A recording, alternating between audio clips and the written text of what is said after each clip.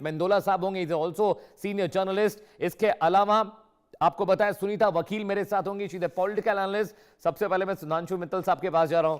बहुत बहुत बधाई हो सुधांशु जी, हम लोग पिछले 15 दिन से डिबेट कर रहे हैं, हर कोई ये कह रहा था, हर सेफोलॉजिस्ट कह रहा था पश्चिम बंगाल में मुश्किल लग रहा है बीजेपी का।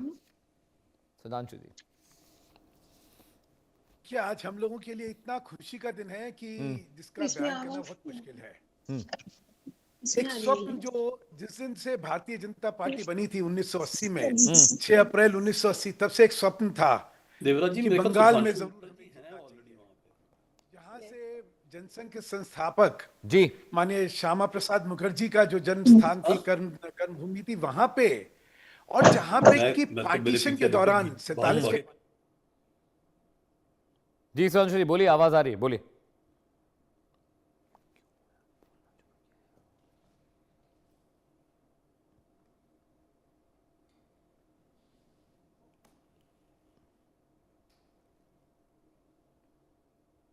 ठीक है मित्तल साहब, मैं आपके पास आ रहा हूं, मुझे सिर्फ 1 मिनट का वक्त दीजिएगा। अभिषेक दत्त मेरे साथ है, कांग्रेस के प्रवक्ता हैं। अभिषेक जी, ऐसा लग रहा था कि पश्चिम बंगाल और असम में तो आप लोगों ने ऑलरेडी गिव अप कर दिया था। अधीर रंजन चौधरी को आपने लड़ाया, वो भी बहरामपुर से पीछे अभी तक चली रहे हैं।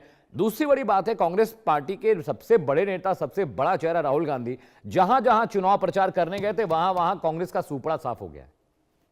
सबसे पहले तो मैं आपके जो भारतीय जनता पार्टी के प्रवक्ता पहले कह रहे थे कि जो भी रीजनल पार्टी कांग्रेस के साथ मिलती है वो खत्म हो जाती है, मैं इनको बताना चाहता हूं कि चौटालाज हैं हरियाणा के अंदर जो भारतीय जनता पार्टी के साथ मिलकर सरकार चला रहे थे जी, आज खुलेआम हरियाणा में उनको बंदूक दिखाई जाती है और भारतीय जनता पार्टी कुछ नहीं करती।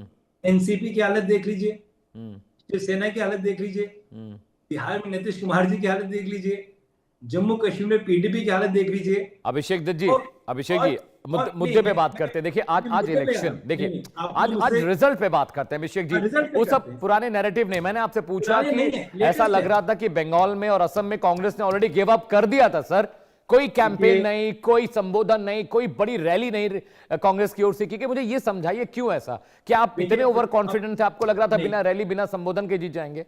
मैं समझना चाह रहा हूं थोड़ा। सबसे बड़ी प्रॉब्लम क्या है मीडिया की, कि मीडिया को कांग्रेस की रैली दिखती ही नहीं। एक तरफा चुनाव जीता, उसके बारे में बिल्कुल नहीं बात करेंगे। इस तरीके से केरला के जो पुराने मुख्यमंत्री थे, जिनका इतने बड़े बड़े विवादों में केस आया, उसके खिलाफ कोई ईडी कोई सीबीआई नहीं, जबकि कोई व्यक्ति इंडिया अलायंस का छींक भी मारता था, उसके यहाँ पुलिस भेज देते थे, तो वो आपको नहीं दिखेगा। केरला में कितनी बार राहुल जी गए, प्रियंका जी गए, वो आपको नहीं दिखेगा।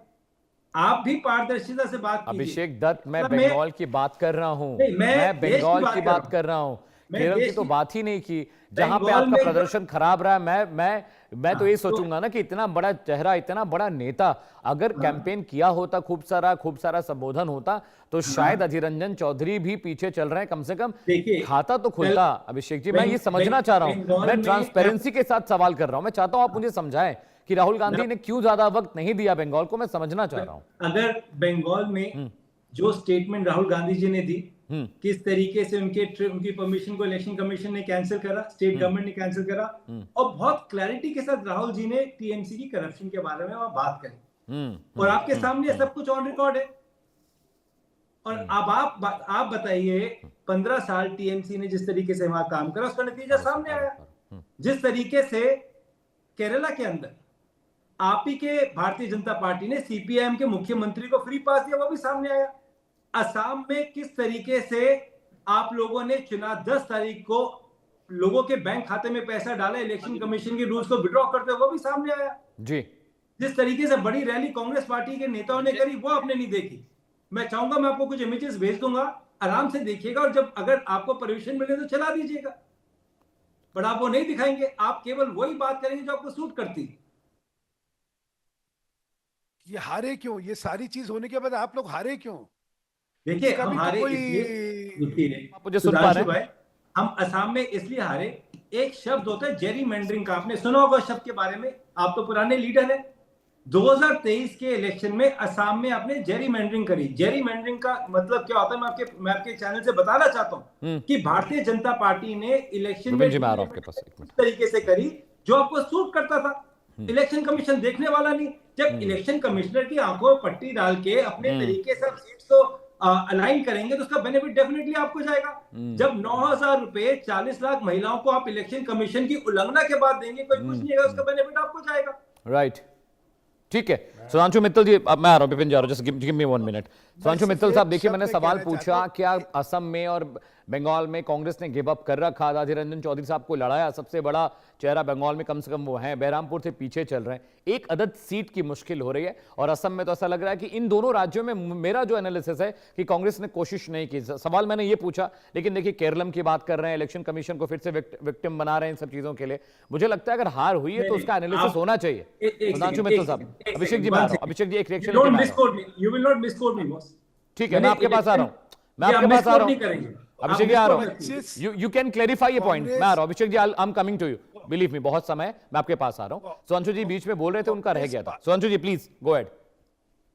कांग्रेस पार्टी अपने सहयोगी दलों के साथ 23 सीटों पे सिमट के रह जाए तो मुझे लगता है अभिषेक जी कुछ सोचने वाली बात है।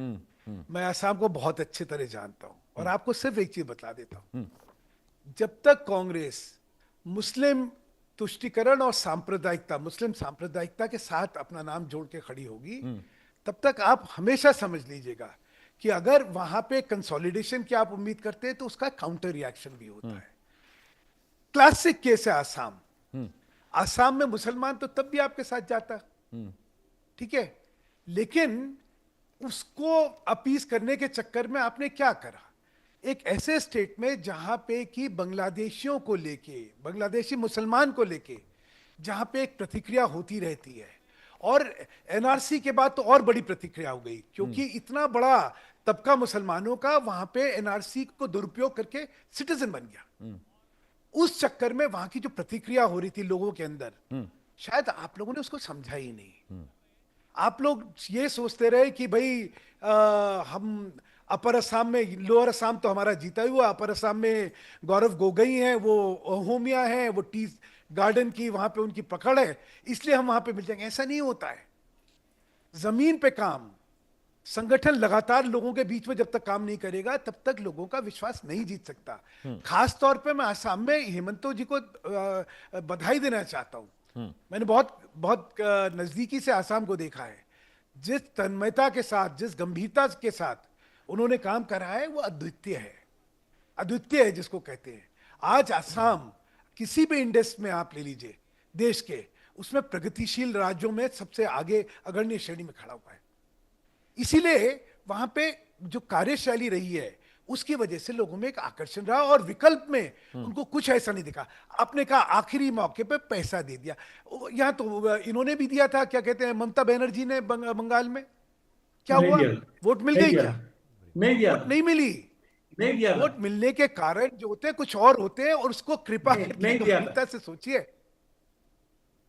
मेरा सिर्फ इसलिए कहना है कि हमारी जीत के पीछे हमारा परिश्रम है। सुन लेते हैं अभिषेक दत्त, अभिषेक दत्त सिंसेरिटी है। सुधांशु जी, अभिषेक जी कुछ कहना चाह रहे हैं। Abhishek Dutt please go ahead, Abhishek ji please go ahead, जवाब दीजिए सुधांशु जी का। सबसे पहले सुधांशु जी को बहुत बहुत बधाई कि आपकी पार्टी ने वेस्ट बंगाल में चुनाव जीता। इसमें कोई शक नहीं कि इनके आपके टीवी चैनल में दिखा रहे 198 सीटें आई, बट इसमें भी कोई शक नहीं किस तरीके से आज सेंट्रल एजेंसीज का बेनिफिट उठा के चुनाव को आप इंप्रेस करते हैं स्टेट्स के अंदर। But the issue something else. TMC का जिस तरीके से राहुल जी ने अपने स्पीचेस में स्पष्ट तरीके से कहा था कि एक मैसिव करप्शन है, और I am grateful to Rahul ji जो इस बारे में खुल के बात करते हैं। ये भारतीय जनता पार्टी की तरह नहीं कि पहले ईडी का नोटिस भेजते फिर उसको व्यक्ति को वापस भारतीय जनता पार्टी में ज्वाइन कराते।